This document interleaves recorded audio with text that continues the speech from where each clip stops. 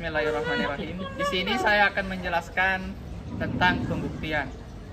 Pembuktian adalah suatu kemampuan untuk merekonstruksi kejadian di masa lalu untuk mencapai kebenaran.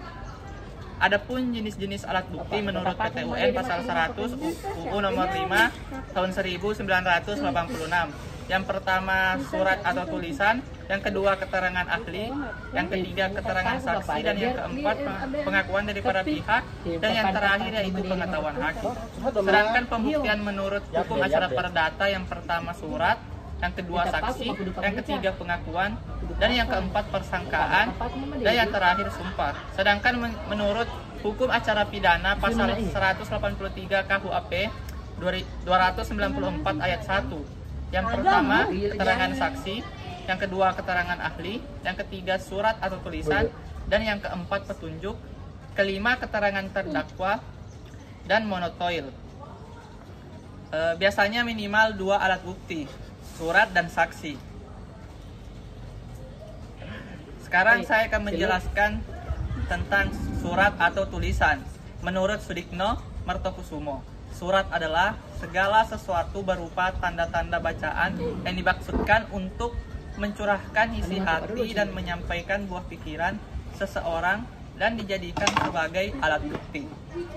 Menurutnya, surat terbagi menjadi 2. Yang pertama, akta dan bukan akta. Akta adalah surat yang diberikan tanda tangan yang memuat peristiwa-peristiwa dan dijadikan alat bukti.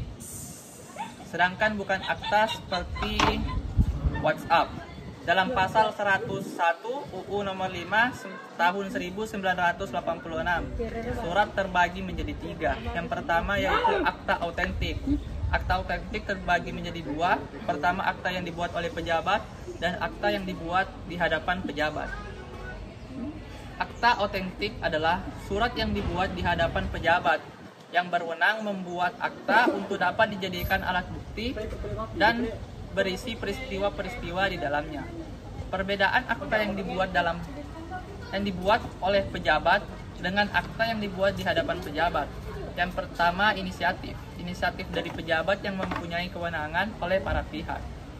Yang kedua, isi fakta, dibuat oleh pejabat berdasarkan perundang-undangan, dibuat berdasarkan kepentingan para pihak.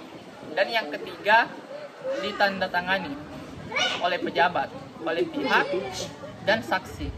Yang keempat yaitu kekuatan pembuktian, tidak dapat diganggu-gugat kecuali surat itu palsu, dapat diganggu-gugat sebagai alat bukti.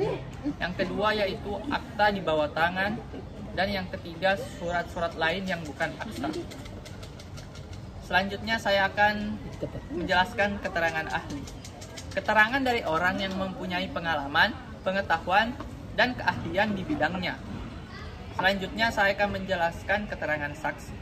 Keterangan yang didapatkan dari orang yang melihat, mendengar, dan mengalami sendiri peristiwa itu. Undang-Undang Nomor 5 Tahun 1986. Orang yang tidak bisa dijadikan saksi. Yang pertama yaitu memiliki hubungan keluarga dan sampai derajat kedua dan hubungan semenda. Yang kedua, suami atau istri meskipun telah bercerai. Yang ketiga, anak di bawah 17 tahun. Dan yang keempat yaitu seseorang yang sakit atau lupa ingatan. Di sini selanjutnya saya akan menjelaskan pengakuan dari para pihak. Keterangan yang diberikan oleh salah satu pihak atas apa yang dikemukakan oleh pihak lawan. Selanjutnya, pengetahuan hakim. Hal yang diakui dan diyakini kebenarannya oleh hakim berdasarkan sesuatu. Sekian dari saya. Wabillahi taufiq wal hidayah. Wassalamualaikum warahmatullahi wabarakatuh.